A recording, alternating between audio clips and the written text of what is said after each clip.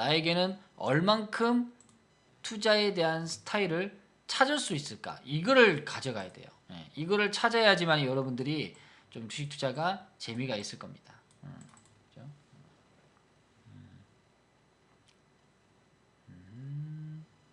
곤약 젤리 한 보따리를 갖고 오셨어. 곤약 젤리는 뭐야? 곤약 젤리 한번 검색해 볼까요? 곤약 젤리. 우리 부방장님인데 요번에 일본 갔다 오셨어요. 그래서 요 며칠 동안은 시장을 못 봤죠. 곤약 젤리가 뭐 되게 인기 많나요? 다이어트 간식, 곤약 젤리 뭐 이런 거 나오네. 이름이 근데 곤약이라니까 뭔가 좀 이상하다. 맞죠? 아, 맞나요? 그래요? 네. 아무튼 좋습니다. 좋은 거는 많이 드세요. 좋은 거 많이 드시고 맛있는 거는 더 드시고. 자, 그러면 오늘은 시장 이야기, 시장 출발 해보도록 하겠습니다. 자, 준비되신 분들은 전부 다 박수를 치면서 오늘 가보도록 할게요. 좀 더 즐거운 마음으로, 우리가 장중 방송은 일주일에 한 번이거든요. 일주일에 한 번이니까 야간 방송은 두 번이지만 장중 방송에는 좀 더 즐거운 마음으로 가보겠습니다.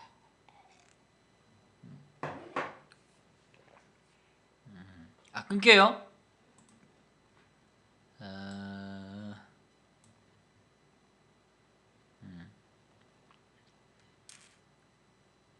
다른 분들은 괜찮습니까?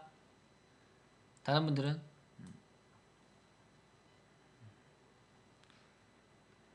잠시만 기다려주세요. 그러면 오케이. 유튜브에 오시는 분들이 좀 적네요.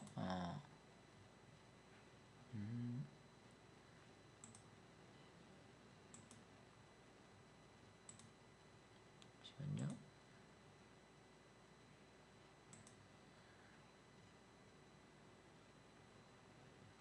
자, 이제는 뭔가 깨끗함을 느낄 수 있을 거예요. 음향이 조금 확실히 좀 차이가 날 겁니다. 여기 계속 충돌하네 이거. 손 봐도. 유튜브 시하고는 잘 안 맞나? 왜 그래? 자, 가보겠습니다. 오늘의 이슈를 볼게요. 네, 오늘의 이슈. 오늘은 이런 뉴스가 나왔습니다. 오늘 18일입니다. 네, 역대 최대에 대한 배당에 대한 잔치가 나온다.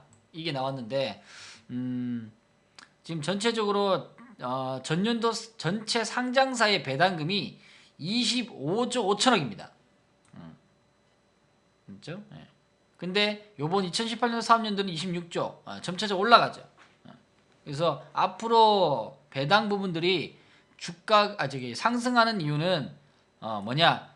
뭐 코리아 디스카운트에 대한 요인도 있지만 작년부터 도입되었던 이 스튜어드십 코드가 아무래도 굉장히 많은 효과를 냈다라고 보여집니다. 결국은 국민연금이 이제 한 기업에 대한 부분들을 주주 친화적 환경 부분들을 만들어주고, 그리고 유보나 많이 이런 것들만 많이 쌓아놓는 기업들에게 배당에 대한 부분들을 좀 더 줘라라고 이제 푸싱을 할 수 있다는 거죠.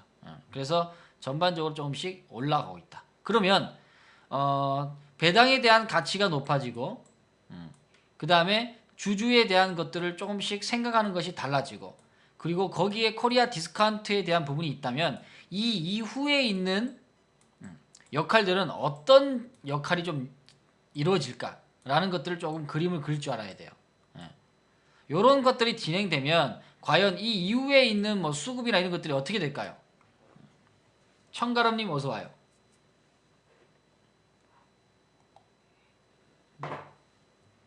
이후에 있는 것들이 어떻게 될까요? 점차 한국 시장에 대한 부분들을 어떻게 관심을 가지겠죠. 관심을 가지고 거기에서 좀 더 가치가 있는 기업이나 성장 있는 기업들은 아무래도 외국계 메이저들도 투자를 하겠다는 겁니다. 그렇게 연결이 되겠죠. 왜냐하면 코리아 디스카운트 부분들을 계속 그대로 놔두진 않을 거란 말이죠. 여기에 공감되시면 1번.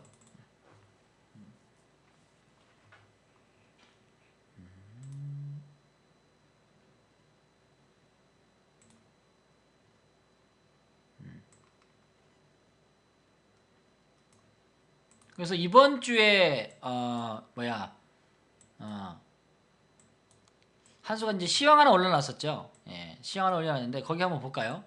어떻게 보면 여기에 대한 내용이 이번 주에 이제 일어날 수 있는 일들인데, 사실 이제 뭐 악재나 이런 것들이 많이 나왔어요. 많이 나왔던 부분인데, 그래서 이제 블룸버그 자료에서 보면 지금 혁신 지수에 대한 부분들, 그렇죠? 혁신 지수에 대한 부분들이 거의 우리나라가 1등에 했습니다. 왜냐면 이제 2위에 지금 2위가 독일인데요. 독일은 대형주보다 소형 기업들, 이 작은 기업들이 많이 있습니다. 그래서 작은 기업들이 이제 돈을 많이 벌게 되면 어떤 규모에 대한 것들을 이제 올라서고, 그리고 어떤 투자의 관점에서 진행되게 되면 그런 기업들을 뭐라고 부릅니다. 뭐라고 부르는지 아시는 분? 벤처기업 부분들이 이제 좀 더 성장을 하면서 얘기가 되면서 그 기업에 대한 우량성을 얘기하는, 우리나라에서도 있죠. 우리나라에서도 그러한 기업들을 뭐라고 부르냐면은 이제 그렇지, 중소 강소 기업인데 그거를 무슨 챔피언이라고 그러지.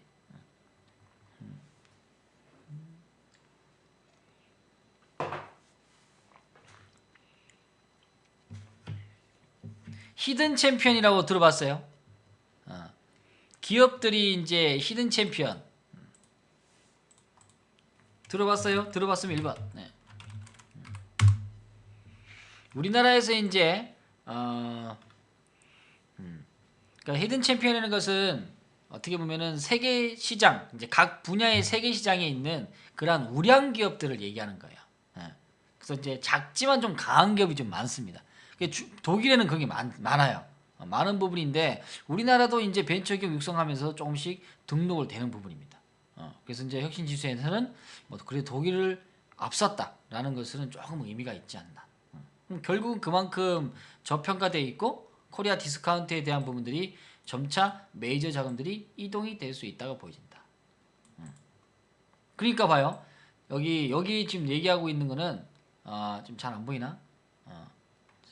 잠깐만요. 잘 안 보이면은 클릭을 딱 하면 좀 나올 거예요. 그렇죠? 오케이. 예. 잘 보이죠? 요거를 얘기하는 건 뭐냐면 요거는 이제 대형주를 얘기한 겁니다.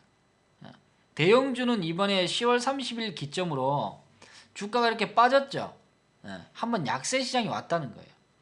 근데 소형주에 대한 부분들은 빠지지 않고 오히려 주가가 우상향 나왔다는 거죠. 우상향이 나왔다는 것은 그만큼에 대한 매수세가 꾸준하게 들어오면서 추세를 만들어갔다. 그러니까 히든 챔피언 종목들은 중형주와 소형주가 많아요. 소형주 부분들. 그러니까 그 부분에서 점차 매수세가 들어오고 있다. 요걸 얘기하고 있는 겁니다. 그래서 가치 부분들이나 이런 것들이 전반적으로 뭐 수급이나 이런 것들, 뭐 히든 챔피언도 나오고 그다음에 글로벌 혁신 지수 다 나오는 상황에서 외국계에 대한 자금들이 점차적으로 한 달 동안은 매수가 되었다. 물론 매수가 된다 해서 무조건 옳다라고는 얘기할 수는 없지만 우리가 앞전에 지수 조정을 많이 받았죠. 많이 받은 상태에서의 매수세는 의미가 있다는 겁니다. 맞죠? 그래서 그런 것들이 조금 나오고 있고요. 그리고 개인 투자자들에 대한 코스피에 대한 매도는 상당히 좀 아쉬워요. 그러니까 이번에 시장 조정하면서 어떻게 보면 투자자들은 매번 그렇게 바뀌고 있다라는 것을 또 확인시켜주는 장입니다. 주가가 많이 급등할 때는 개인 투자 영역들이 많이 증가했고요. 그리고 주가가 많이 폭락할 때는 역시나 개인 투자 물량보다는 외국인 투자자나 기관 투자자들에 대한 매수가 높아지고 있다는 거. 요거를 꼭 고점과 저점, 바닥에 섹터에 대한 것들이 꼭 바뀌고 있다는 거. 요거를 하나 좀 체크해 볼 수가 있겠습니다. 그래서 종목들에 대한 순환매 랠리는 뭐 여러 가지 섹터에서 나오고 있어요. 뭐 지금은 보니까 오늘은 뭐 삼성전자 부분들 요 근래 들어와서 IT 부분들 좀 잘했죠. 그죠? IT 부분들이 잘했고. 근데 요번에 한 달 동안 주가 상승은 아무래도 조금 피로감을 좀 느껴야 될 필요가 있습니다. 그렇죠? 그래서 오늘은 보니까 지난주 금요일부터는 개인 투자자들에 대한 매수세가 많이 들어왔어요. 많이 들어오면서 오늘은 또 저춤하고 있는데 이거는 20일까지는 한번 들어올 것 같아요. 그래서 지수에 대한 부분도 마찬가지. 하이닉스도 마찬가지입니다. 그래서 전기전자에는 단기간에 약간의 눌림목이 좀 필요하다. 네, 가프님 어서 와요. 그 다음에 지난번에 해외 자산에서 블랙록이라는 펀드가 있죠. 그죠? 미국 자산 부분들. 그 미국 자산에서는 이제 삼성전자의 보유 지분을 5%, 그 다음에 하이닉스도 5%, 그리고 LG전자도 5% 보유하고 있습니다. 그래서 보면 전체적으로 LG전자는 뭐 한계별로 없죠. 여기도 이제 블랙록 있죠. 5% 보유 지분. 그 다음에 SK 하이닉스. 그러니까 IT 종목 쪽에서 매수세가 많이 들어왔다는 것은 아마 여기서도 많이 관여가 되었다라고 볼 수가 있겠습니다. 그래서 자금이 또 원체 많은 부분이니까, 그죠? 약 3억 주를 갖고 있네요. 3억 주. 3억만 주를 갖고 있어. 많이 갖고 있죠? 근데 대신에 단기간에 급등이 나왔던 자리에서 또 한 번 주가를 끌어내기 위해서는 어떤 큰 모멘텀이 있어야 돼요. 그래서 2월 말에 지금 뭐 정상회담, 미국에 대한 정상회담이 좀 더 얘기가 되면 또 시장 역할은 또 바뀔 겁니다. 그래서 오늘은 전체적인 부분들 보니까 역시나 대형주보다는 소형주가 잘하고 있고요. 그 다음에 소형주 중에서도 오늘은 어느 업황들이 좀 더 강하게 보여요? 많이 눌려있는 섹터 있습니다. 맞죠? 많이 조정을 받은 섹터. 많이 조정을 받은 섹터는 이제 반등 파동도 충분하게 나올 수 있다는 거예요. 요거 세게 나올 수 있어요. 오늘은 어느 섹터가 좀 더 강해 보이나요? 여러분들이 마음에 들어하는 업황들.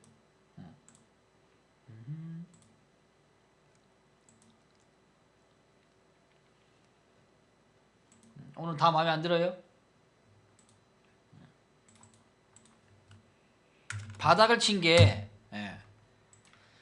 의약품, 제약주 쪽에서에 대한 바닥권들이 조금 나오고 있어요. 그러니까 지금까지 뭐 SOC 사업이다, 뭐 대북이다 얘기가 많이 나왔지만 얘기가 안 나온 업종들이 이제 실적이 발표가 나오면서 상승세를 좀 더 만들어낼 수 있다는 거죠. 그래서 제약주 부분들이 아마 2월 지금 이제 중순에서 지금 말로 넘어가는 부분에서 이번 주 2월 달에는 좀 제약주 부분들도 여러분들 챙겨서 계좌에 넣어놓는다면은 좀 더 흐름을 좀 탈 수 있을 거예요. 그래서 그런 부분도 보고요. 그래서 내 차례가 안 왔다고 해서 너무 답답해하지 마시고 내 차례가 올 때까지 여러분들은 좀 기다려주는 투자를 하세요. 따라가는 투자는 신용 규모가 늘어날 때는 많이 불편해집니다. 왜냐하면 종목들도 신용을 쓰면서 주가를 끌어올리는 경우도 많습니다. 그렇기 때문에 단기간에 끌어올렸던 부분들을 뒤따라가게 되면 그 올렸던 신용 규모가 빠질 때 주가가 같이 빠져버려요. 그러니까 지난 9월 달에 10월 달에는 제약주가 그랬단 말이죠. 특히나 셀트리온도 마찬가지예요. 셀트리온도 얘네들 보면은 여기서 신용 규모가 많이 늘어났어요. 물론 지금도 적지는 않습니다. 왜냐면 약 3천억 정도 있거든요. 3,300억. 신용 규모가 3,300억이에요. 그러니까 이제 굉장히 많았던 거지. 많을 때는 거의 뭐 4자까지 왔으니까요. 그러니까 주가가 많이 빠진 이유는 아무래도 신용 규모가 된다. 자, 이해되시면 7번. 한선희님 어서와요. 그래서 신용 규모가 많이 급증하는 종목들은 조심해라. 급증하는 종목들은 조심해라. 그냥 마냥 먹여주는 장이 아닙니다.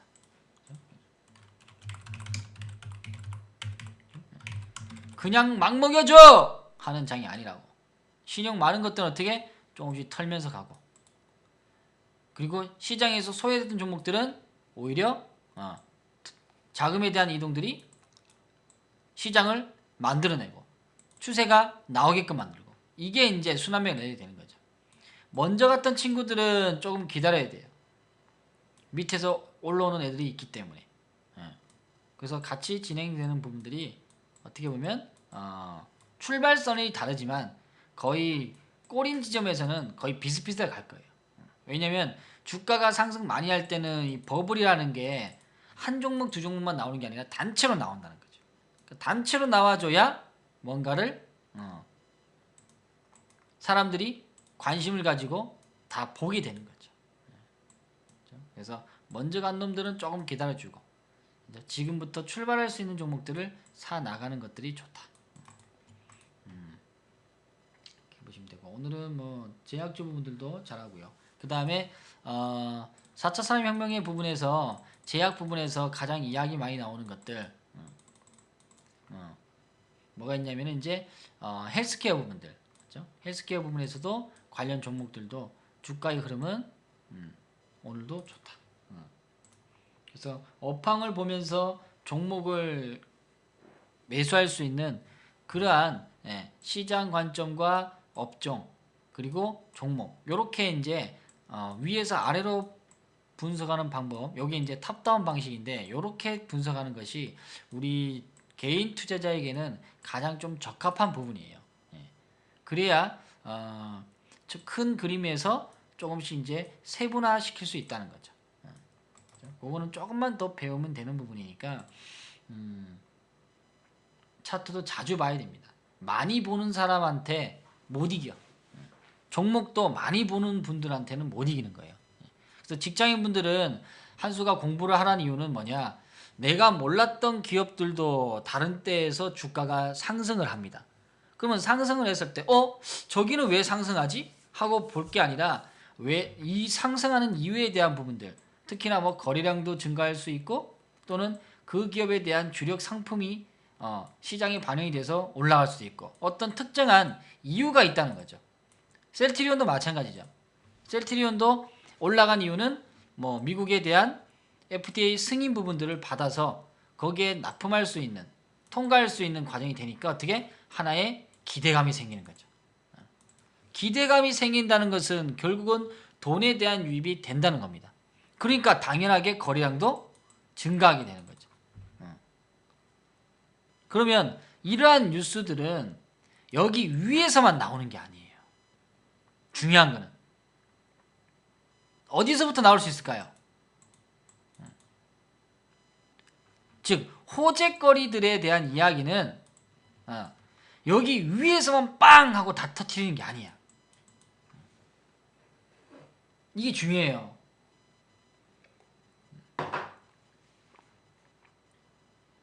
네, 풋사관님 어서 와요.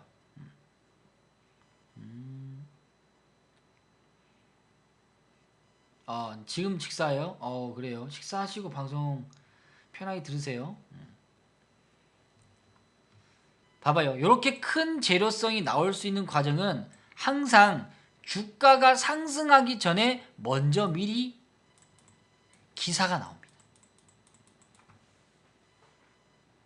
기사가 나와요. 그게 하나의 어떠한 재료로 활성화가 되면서 주가를 드러내는 어떠한 좀 약간의 이제 기름칠이라고 할까요? 그런 것들이 될 수 있는 거죠. 그러니까 한 기업을 볼 때 지금의 기사 부분만 보는 게 아니라 최소한의 몇 년 전에 대한 기사 부분까지 좀 챙겨보면 좋을까요? 분석할 때 몇 년 전 기사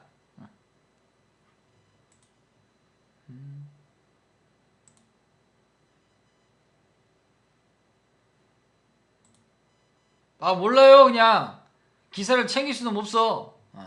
5년은 너무 많아. 5년은 너무 많습니다. 한 2년 정도 거만 좀 챙겨보면 좋습니다. 2년. 너무 오래된 것들은 너무 오래돼 버리면 어떻게?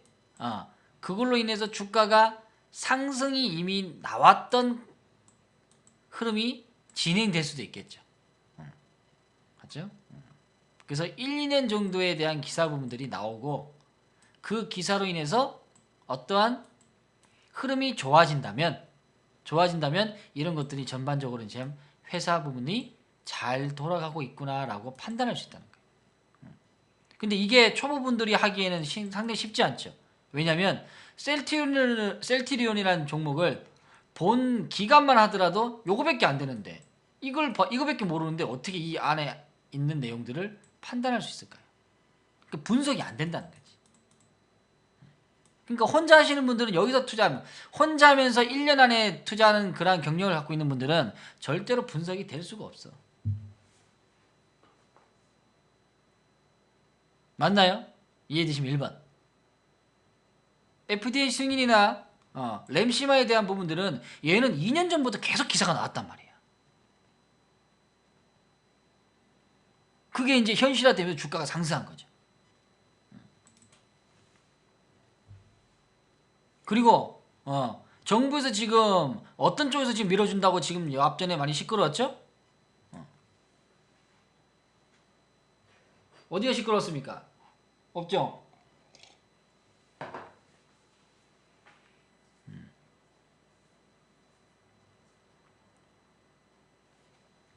방송이 어렵나? 수소차에 밀린다 했잖아. 수소차. 그러면 수소차가 얘기 나올 때 지금만 얘기 나왔냐는 거죠. 지금만 얘기 나왔을까요? 아니에요. 수소차는 벌써 2년 전부터 얘기가 많이 나왔단 말이지. 진즉 나왔다는 거야. 근데 지금 와서 이제 GMB 코리아 얘기 나오면서 그때 아주 그냥 했어야 되는데 얘기 나오죠. GMB 코리아 우리가 매수했을 때 당시는 우리가 17년부터 샀단 말이에요. 17년부터. 그러니까 2년 전부터 샀단 말이에요. 2년부터.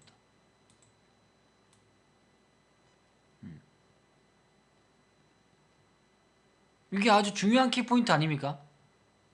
시간도 줄여줄 수 있고 하나라도 알면은 도움이 될 수 있는 부분이잖아요.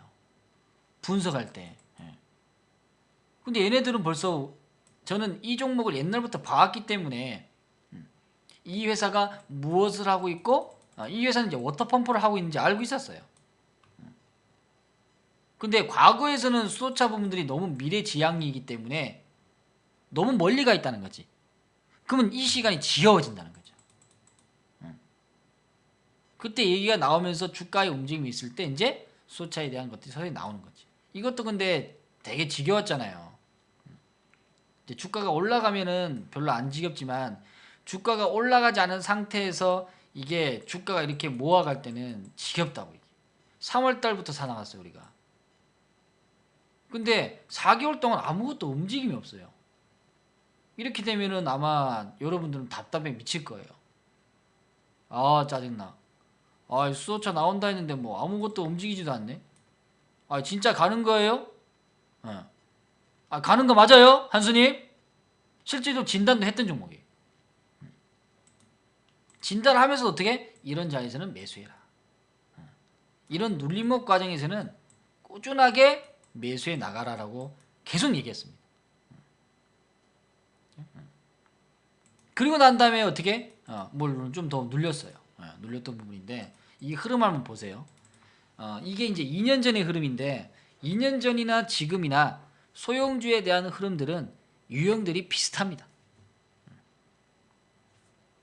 그거를 우리가 같이 장중에 보면서 그런 유형들이 나오는 기업들을 계속 꾸준히 같이 매수해하고 넘어가는 거예요. 우리가 주가를 들 수는 없습니다. 우리가 주가를 들 수는 없어. 그렇지만 주가를 드러내겠다는 사람의 의지는 볼 수 있다는 거죠. 그 의지는 어디서 봐요? VIP 가족분들 그 의지는 우리가 뭘로 보죠? 뭘로 보는겨? 추세를 보고 우상이 나오는 거 보고 그 다음에 또 거래량과 차트를 보는 거죠. 차트.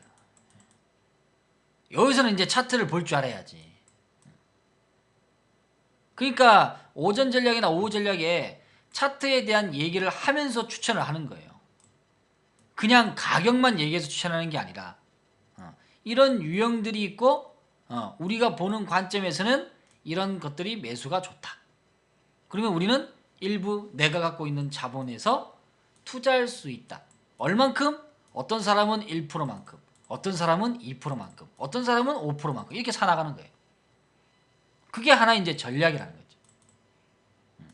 무조건 그냥 수소차 나오니까 무조건 그 자리에 사라. 얼만큼 살 건데? 만약에 샀다고 하면 얼만큼 벌 거냐고. 그러한 단계로 여러분들이 다 공부해야 된다는 거예요. 이해돼요? 이해되시면 1번. 그게 처음에는 어려울 거예요. 처음에는 봐봐요. 처음에는 내가 투자할 때 여러분이 오늘 오신 분들은 거의 다 이제 초보 투자자라고 생각하고 방송하는 겁니다. 근데 오늘 오신 분 중에 거의 다 절반 이상은 우리 VIP 가족분들이에요. 그래서 주식 투자를 하기 위해서 주식 매수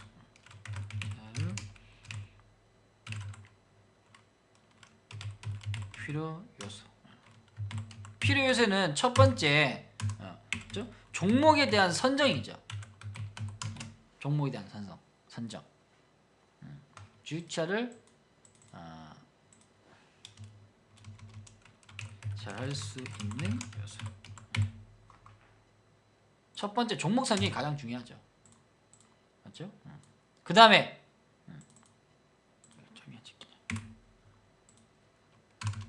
두 번째 종목이 선정이 됐으면 얼만큼 살 것인가. 중요하죠. 그 다음에 세 번째 매수를 했다면 그 다음에 뭐가 될 수 있을까요? 한번 적어보세요 여러분들. 틀려도 좋습니다. 뭐 정답은 없습니다. 방금 얘기한 것처럼 우리는 수소차가 나올 수 있는 과거의 재료를 갖고 있었고요. 그리고 한수는 과거에서부터 봤던 데이터도 있었고 거래량도 봤고 그리고 가치 부분도 봤단 말이죠. 그 다음에 얼만큼 보유할 것인가. 보유기간, 시간 투자기간, 보유기간에 시간 투자. 또 네 번째 투자를 하게 되면 우리가 생각했던 것만큼 주가가 잘 가면 되지만 좋지만 못 갈 때도 있어요. 이번 장같이 10월달같이 주가가 팍 빠졌을 때는 어떻게 할 거예요? 잘 가면 좋지만 잘 안 갈 때 있단 말이죠. 그러니까 내가 종목 선정하고 다 해도 손실에 감내하는 부분, 그렇죠? 손실을 얼만큼 감내할까 까지도 생각을 해야 됩니다. 100만 원 투자했다면 100만 원 투자했지만 나는 10만 원 정도는 내가 감내할 수 있다. 또는 20만 원 감내할 수 있다. 라는 그런 규정이라는 게 있겠죠. 맞죠? 그래야 주가가 빠지더라도 이걸 이겨낼 수 있다는 거지. 그래서 손실을 얼만큼 감내할까. 그 다음에 주가가 빠질 때는 당연히 재무성이 들어가게 되겠죠. 그렇죠? 이런 것만 좀 짧게 네 가지만 하더라도 여러분들은 어느 정도의 투자의 관점들을 만들어낼 수 있다는 거예요. 그렇죠? 근데 대신에 종목 선정하는 데에서는 아무래도 선정할 수 있는 기준을 가지기까지에 대한 경험이 필요할 것이고 공부도 필요하겠죠. 그렇죠? 종목 선정하는 기준은. 그 다음에 얼만큼 살 것인가는 이제 비중 역할입니다. 이게 참 중요해요. 어떻게 보면. 왜냐면 왜 중요하냐면 얼만큼 살 것인가에 대한 부분이 이제 수익이 많이 가져가느냐 못 가져가느냐고 판단이 되거든. 참 이게 어려운 것 같아. 공부를 해서 종목 선정하는 것은 이거는 뭐 3개월만 공부하면 배울 수 있어요. 근데 내가 얼만큼 매수하고 주가를 끌어올려 나갈지 이겨 나갈지는 이거는 진짜 경험이 좀 필요해요. 시간이 좀 필요하다는 거죠.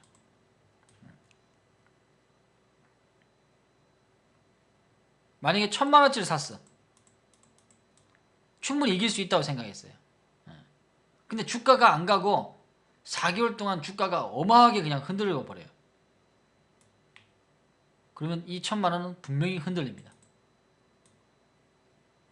흔들리면 결국은 내가 비중을 오버했다는 거예요. 오버했다는 거예요. 좀 더 마음이 편안해야 돼요. 안달복달 안 돼야 돼요. 그게 진짜 자신의 비중입니다. 여러분들에게 비중에 대한 얘기를 자세하게 얘기해 주는 사람은 별로 없을 거예요. 다들 어디에서 사면 상승한다. 이런 거를 사야 된다. 무조건 사야 된다. 이런 것만 얘기 들었죠. 사야 될 부분에서 내가 얼만큼 살 것인가 이게 더 수익에 연결되는데, 그렇죠? 좋은 기업을 조금씩, 좋은 기업을 만약에 내가 1억 자산 있는데 추세가 나오고 가치도 있고 좋은 기업을 100만 원밖에 못 샀어. 100만 원 1%죠. 상승 나와도 수익이 별로 없어요. 수익이 별로 없어. 그러면 어떤 종목들에서는 비중을 좀 더 실어낼 수 있어야 되고 어떤 기업에서는 비중을 줄여나갈 수도 있어야 됩니다. 그러면 내가 줄이고 늘리기는 어떤 기준을 가지고 투자할 것인가 이게 중요한 거죠. 근데 지금까지 그렇게 생각 안 하고 투자하신 분들은 지금까지도 솔직하게 재미가 별로 없었을 거예요. 뭐를 많이 실어야 될지 모르니까. 맞나요? 그러니까 한수가 전략 나갈 때는 좀 더 강조한 종목들이 있죠. 물론 좀 더 강조한 종목들이 뒤로 가는 경우도 있습니다. 근데 요 근래 들어와서는 주가에 대한 것들을 좀 많이 나왔던 부분이죠. 이때도 마찬가지예요. 이때도 수차 부분에서 이거하고 대우부품하고 이제 두 가지를 종목을 매수했었어요. 근데 4개월 동안 안 가니까 당연히 답답하죠.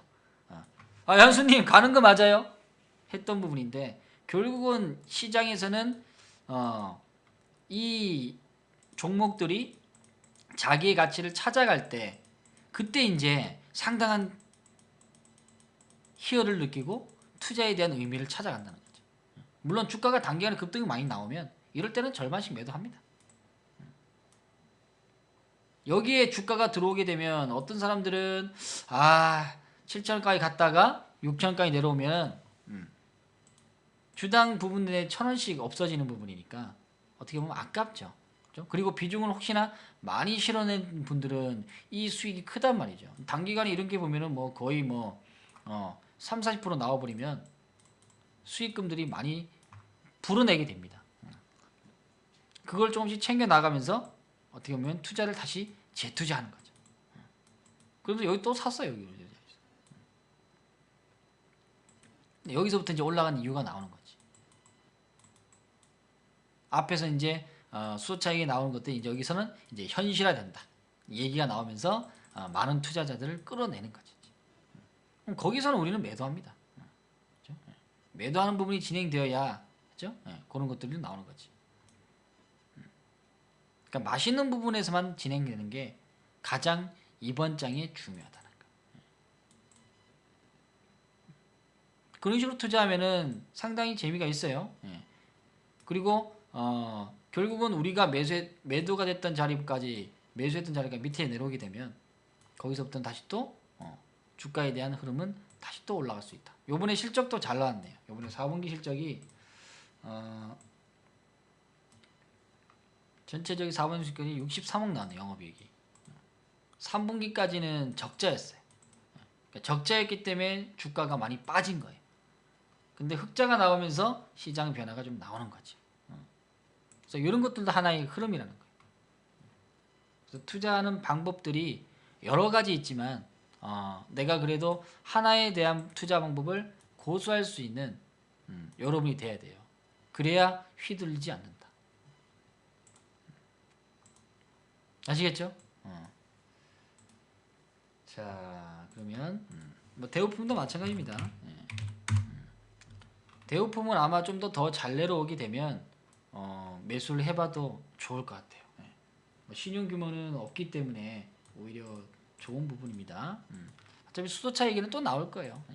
근데 중요한 거는 수소차 우리가 매수할 때 단계는 그 당시에는 1,500원, 1,600원이 난 거지. 요런 구간이 좋죠. 요런 구간이 모아가기가 딱 좋다는 거. 어떤 분들은 출발할 때 비중을 많이 실어서 투자하는 방법이 있고요. 어떤 분들은 그 이전에 싸게 매수하는 자리가 많이 있을 때 그때 바닥권에서 매수하는 분들이 또 있을 거고 아마 투자의 방법은 여러 가지 있습니다. 근데 이제 수익의 극대화를 하기 위해서는 어떤 방법들이 조금 더 편할까요?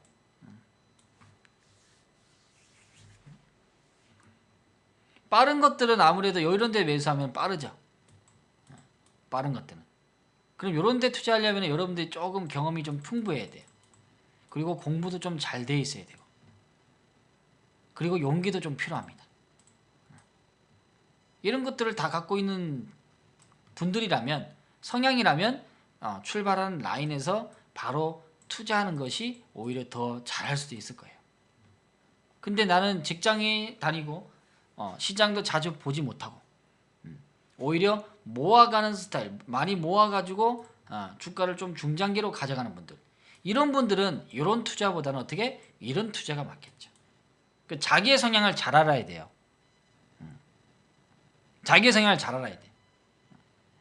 그래서 지금은 우리 VIP 가족분들은 이런 국면에서 투자하는 분들이 많이 모였어요. 그러니까 좀 더 편안하게 투자하는 거지.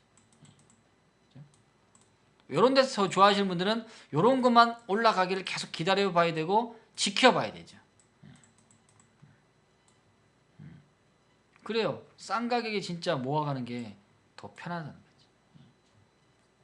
홍길동님이 그거 보셨으니까 이제 지금 우리 한수방에서 공부하는 거예요. 이제 한 달 좀 넘으셨나요? 지난번에 후기 쓴 적이 보자. 아이고 제가 홍길동님 때문에 과거 생각을 잠시 생각을 안 하고 있었는데 홍길동님 때문에 생각을 다시 하게 만들었어요. 이제 한 달 했어요? 얼마 정도 공부했습니까 이번에?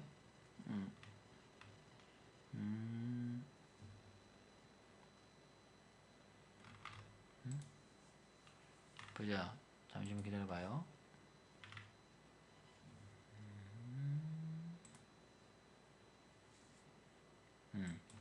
1월 29일이 아직 한 달, 29일? 한 달이 아직 안 됐네요. 한 달 이제 다 돼갔겠다. 그러네요. 한 달하고 5일 했어. 어때요? 지금 주식 투자를 1년 미만인 분들이 많이 오셨어요. 많이 오셨는데 지금 한 달 공부했는데요. 어때요? 한 달 전에 모습하고 지금하고에 대한 것들이 조금 많이 달라지셨나요? 물론 한 달 가지고 많이 바뀌었습니다 라고 하기에는 조금 짧은 기간이지만 그래도 공부를 많이 하셨으면은 변할 수 있다는 그런 가능성은 많이 보셨을 겁니다. 특강 듣는 게 재미나요? 그래요?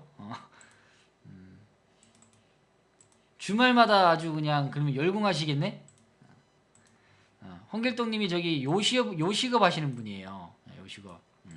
그러니까 이제 누룽지 백숙을 아주 맛있게 하는 맛집인데 나중에 더 친해지면 우리 또 상호명을 우리 여기 오늘 오신 분들에게 다 알려드리도록 하겠습니다.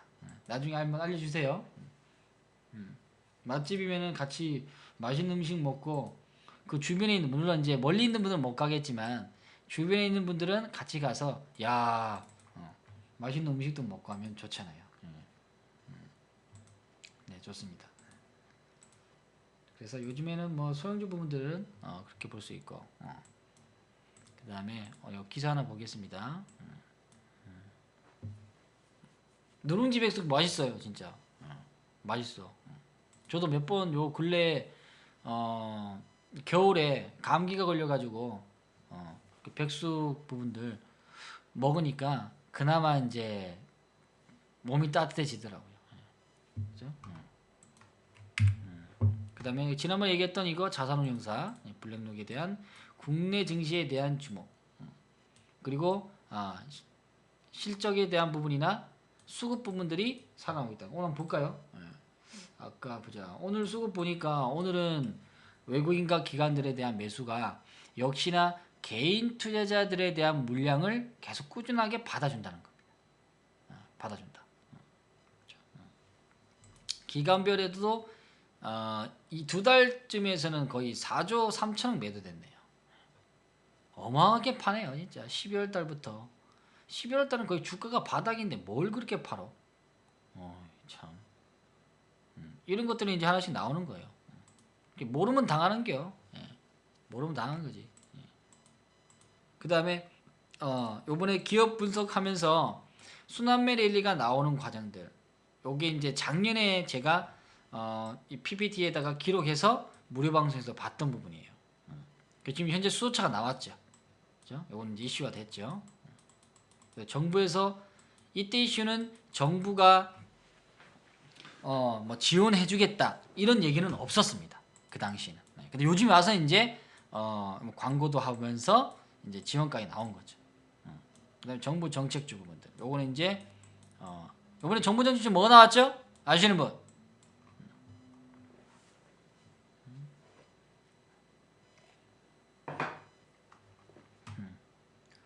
예타에 몇 조 나왔습니까? 정부 정책주에 대한 예타. 건설. 그렇죠. 24조 나왔잖아. SOC. 나오잖아요. 맞죠? 거기에서 이제 대북 관련주. 대북 관련주 뭐 나왔죠? 지난주에 베트남, 북미에 대한 2차 정상회담. 요거 얘기 나왔잖아요. 그렇죠? 여기 이제 항만 쪽에서 더 많이 나왔죠. 여기. 아직 나와야 될 게 뭐냐면 요 도로입니다. 요거. 여기 나올 게 있어요. 그 다음에 건설 나올 거 있어요. 그러니까 남아있어요. 이거. 남아있으니까 어떻게? 요런 관련주는 지금 계속 사고 있어. 오늘 또 매수했어. 오늘도 매수. 요거는 지난주도 매수. 그 앞전에 매수한 거는 일성건설. 급등. 상승했죠. 그 다음에 이제 대선인물주는 뭐 황교안 씨 얘기 나왔고, 그 다음 유시민 씨. 유시민 씨가 가장 인기가 많았죠. 이런 거 나오죠. 차례차례 나오고, 창업도 나오고, 이제 제약주 타이밍이 나오죠. 이거 무방에서 다 보여줘도 되는 게 근데 이거? 차례차례 섹터도 좀 나오고 있죠. 만약에 7개 중에 한두 개 안 나와도 5개에서 수익 내면 되잖아. 그럼 확률은 어때요? 전체 계좌는 확률은 높아진다. 그런 것들이 지금 현재는 나오고 있다. 라는 것까지. 그 다음에 요거는 저번에 봤고요. 요번에 동구 관련해서 우리 고차님이 보여주신 계좌 부분 봐요. 매입가가 거의 다 2,300원이에요. 2,300원. 그럼 다 여기죠. 요 수준이죠. 2,500, 여기 2,500이니까 여기 2,300이지. 물론 사고도 막 떨어지고 했을 거예요. 이렇게. 떨어지고 또 사고 떨어지고 했던 부분들. 근데 요 라인에서는 우리가 계속 샀거든. 그죠? 오늘 뭐 단기 좀 떨어져서 좀 퍼센트가 좀 떨어졌겠네요. 근데 중요한 건 뭐예요? 요 10월달, 11월달에 대한 과정들이 우리에게는 좋은 투자 자리였다는 거지. 이걸 얘기하고 싶은 거예요. 우리가 수익 이렇게 많이 냈죠? 이걸 얘기하는 게 아니라 우리가 투자했던 이 자리가 너무 좋았다는 거예요. 뒤에서 올라간다면은 이 정도면 받아내야지 뭐 어떻게. 아까도 얘기했죠. 얼만큼 감내할 것인가. 만약에 비중을 많이 실었다면 10월달 이 자리에서 과연 지나갈 수 있었을까? 작년 6월달, 7월달에 내가 풀베팅 하신 분들은 과연 10월달, 11월달에 조정을 지나갈 수 있었을까? 못 지나가죠. 못 지나가니까 파는 거잖아. 언제? 바닥을 치고 조금씩 움직일 때. 그러니까 개인 투자자들은 어디에서 팔면은 아까도 봤다시피 이거 왜 이렇게 크게 나와? 요런 데서 파는 거 아니에요. 요런 데. 바닥 치고 바운딩 할 때 이때 팔아버리는 거죠. 지겨워서. 결국은 바닥을 밀어내는 사람도 이 사람들이에요. 바닥까지 밀어내는 사람이. 밀어내고 또 싸게 사는 사람도 이 사람들이에요. 신기하죠? 그럼 왜 그러는 거야? 도대체. 왜 그러는 걸까요? 결국은 얘네들이 큰 자금들이 매도를 많이 치니까 주가가 빠지잖아요. 근데 많이 빠지니까 또 사. 왜 그러는 거야? 왜? 가만히 있으면 되지. 물량 뺏기. 이제 들어오는 거 이제 물량 뺏기 들어오는 거지. 물량 뺏기. 또 물량을 뺏기 위해서는 공포감을 줘야 되겠죠. 그냥 안 뺏기잖아요. 야, 더 빠진다. 주가 더 빠진다고. 내일 급락 나와. 따라 들어오지 마. 내일 급락 나온다. 자꾸 따라 들어오니까 어떻게? 계속 미는 거죠, 그냥. 밀어내네. 지랄하고. 오늘 또 한 1% 한번 사보자.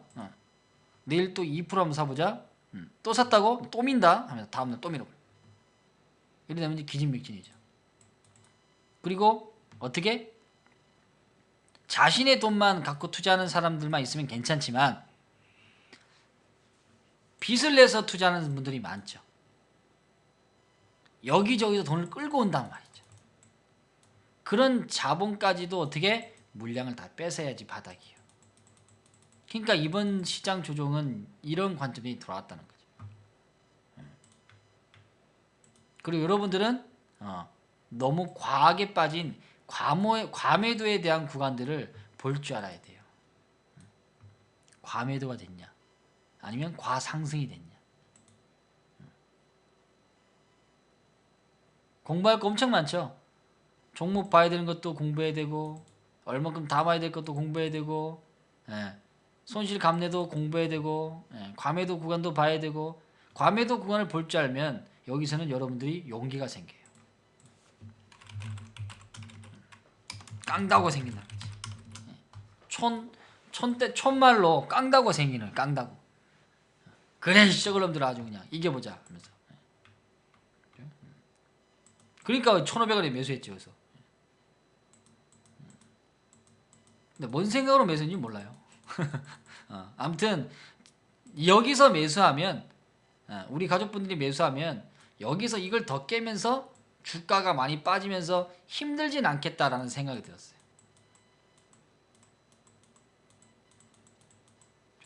힘들지 않다는 것은 뭐예요? 바닥이 될 가능성이 높다는 거지. 그럼 매수지 뭐. 그럼 당연히 기다리면 되는데 뭐. 또 우린 또 기다리는 거 잘하잖아요. 맞나요? 이번 장 나 기다리는 거 잘해요. 7번. 이번 장은 조금 인내력이 필요해요. 지금까지는 내려오는 인내를 했다면 반대로 이제는 올라가는 인내도 키워야 돼요. 자, 내려올 때는 그냥 수직으로 내려오진 않습니다. 어떻게 내려와요? 반등을 좀 주면서 내려와요. 이런 식으로. 그렇죠?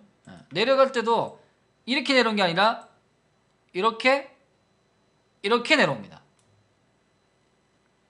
그러면 작년 1년 동안은 주가가 조정받았죠. 반대로 종합주가 사자. 1년 동안 받았단 말이에요. 이게 반등 나오면서 죽었단 말이에요. 이렇게. 그러면 반대로 뒤집으면 어떻게 해요? 주가가 올라갈 때도 조정을 받으면서 가겠지. 이것도 못 받으면 안 돼요. 이것도 못 받으면 안 된다고. 조금 큰 그림을 그릴 줄 알아야 돼요. 이게 가슴에 박히면 여러분께 되는 거고요. 아니면 맨날 떨리는 투자자가 될 거예요. 리먼 사태 때 그랬어요. 리먼 사태 때도 그냥 간 게 아니라 이것도 이제 봐요. 2007년부터 2018년까지 딱 1년 조정했단 말이에요. 물론 어마무시했죠. 진짜 생각을 다시 하기 싫을 정도로. 근데 이것도 보면은 그냥 간 게 아니라 반등을 하면서 눌림을 하면서 갔다는 거예요. 3월달까지. 만약에 이런 것들로 인해 조정을 받게 되면 여러분이 이 자리에서 또 매수해야 돼요. 전체적인 큰 자금들은 들어왔어요. 들어왔다 해서 무조건 가는 거 아닙니다. 눌릴 목도 줄 필요가 있다. 그렇죠? 그렇게 하면서 갔어요. 여기도 보면은 가다가 이때 자동차 종목들이 굉장히 핫했어요. 그런데도 불구하고 종합주가에서는 가다가 막히고 가다가 막히고 가다가 퍽 떨어지고 이래요. 막 저점도 깨면서 이렇게. 그리고 좀 더 가다가 또 빠져요. 이런 경우도 많이 나옵니다. 그래서 훈련 부분들을 반복 훈련들을 많이 하셔야 돼요. 그러니까 우리가 과거에 대한 부분들의 훈련을 왜 계속 하냐면 그런 것들이 시간이 지나면서 뭐 5년이나 또 10년 뒤에 또 한 번 또 재출연된다는 거죠. 그럴 때 나는 어떻게 할 것인가가 미리부터 훈련되어 있어야 된다. 주가 또 빠지면 어떡하지? 아유, 애들이 전부 다 삼봉 나왔네. 삼산 나왔네. 이렇게 되면 다 도망가요. 아마 기술적 분석가는 이런 자리가 오면 다 도망갈 거예요. 주가가 더 빠질 것 같잖아요. 이때는 저도 헷갈린 것 같아. 야, 이거 삼봉 아니야 이거? 하나, 둘, 삼봉우리가 이제 마무리가 되어버렸죠. 주가도 꽤 갔거든요. 여기서 박살난 계좌들이 전부 다 거의 전체 계좌가 50% 이상 올라왔어요. 100%까지. 다 복구하고. 그런데도 불구하고 예측의 부분들 이때는 뭐 1300포인트 간다 어쩐다 얘기 나오지만 지금도 보니까 뭐 2000포인트 깨지고 1800포인트 간다고 하는 사람이 있던데 아주 또라이들 많아요. 아주. 그런 얘기가 나올 때는 오히려 주가에 대한 것들이 반대로 나올 때 그러니까 누군가는 죽여야 돼요. 누군가는 죽어야 나머지 물량들이 또 살아나는 거지. 누가 이렇게 갈 줄 알았겠습니까? 그리고 2010년 10월달 이 과정에서 어떤 크게 특별한 이슈가 나옵니다. 이거 알면은 그래도 좀 많이 경험을 하신 분이지. 주가가 막 올라갈 때 엄청나게 큰 사건이 일어나요. 한번 유추해 보세요. 어떤 사건이 일어났는가.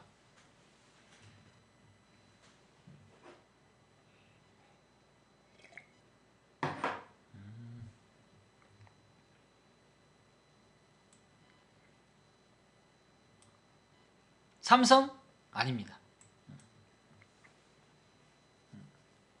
사실 이제 2010년부터 지금 2009년, 19년까지 9년 동안 시장에 남아있는 분들이 별로 없겠죠. 남아있어도 기억이 잘 안 날 거예요. 연평도에 포를 쐈어. 연평도 사건이 나왔어요. 여기서. 검색해볼까? 오랜만에 요 기억 한번 살려볼까요? 연평도 사건. 막 연기 나와있잖아요. 연평도 포격 사건이죠. 포격 사건. 잘 봐요. 있죠. 연평도 포격. 2010년 11월 23일 북한이 서해 연평도에 포격을 가해 민간인들이 사상자가 발생했어요. 이거 되게 컸잖아요. 11월 달에 막 시장 막 가다가 이거 큰일 났다 이거 조정한다 막 엄청나게 조정한다 했어요. 여기서. 근데 시장은 참 웃기더라고. 시장의 현재 지금 위치가 어떤 위치예요? 약세입니까? 강세입니까?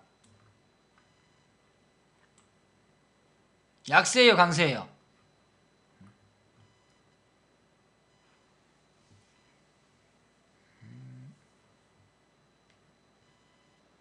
강세죠.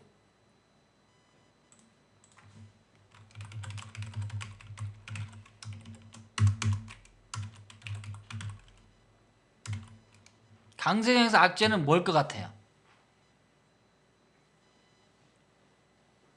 강세장에서 악재는 뭘 것 같아요?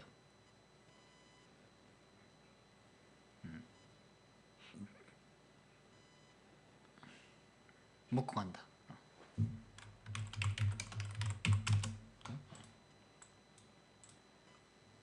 강세장에는 악재를 여기 내포해 있는 부분들은 먹고 간다. 이것도 가능합니다.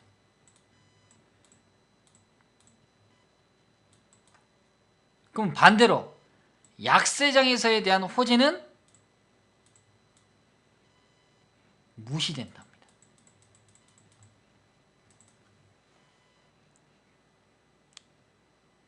작년에 미국과 중국의 무역전쟁으로서 뭐 실적이 좋다 어쩌다 하지만 어떻게 돼요? 깡그리째 무시당했어요. 깡그리째. 그러니까 추세가 정말 중요한 거예요. 이번에는. 여러분이 지난번에 추세에 대한 강조를 했죠.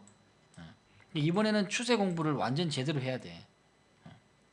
연봉도 포스하고 사상자 발생했는데 어떻게? 주가는 신고가 나요. 사람 죽는 거하고 악재하고 시장하고는 상관없다. 상관없어. 그냥 가버려 그냥. 참 신기했어요. 여기서. 급등 나왔어요 거의. 재밌죠?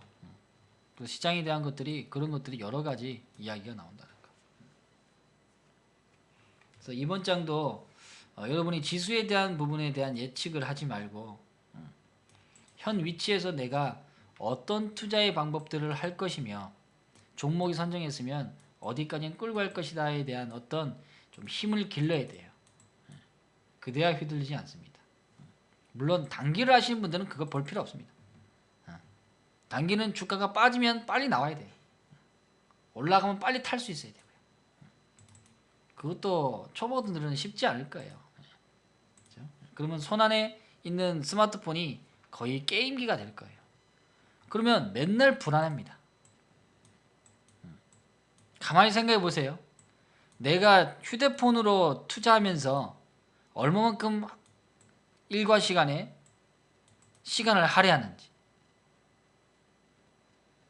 시간을 할애했다는 것은 그만큼 떨리고 있다는 거예요. 그거를 평온하게 볼 수 있는 자만이 좀 더 자신을 제어할 수 있다는 거겠죠. 한수도 지금 맨날 보고 있지만 장 막 팍팍팍 빠질 때는 어이구 걱정된다. 어떻게 하냐 라고 생각할 때가 많거든요. 근데 1년 미만이신 투자자분들은 더 그럴 거 아니에요.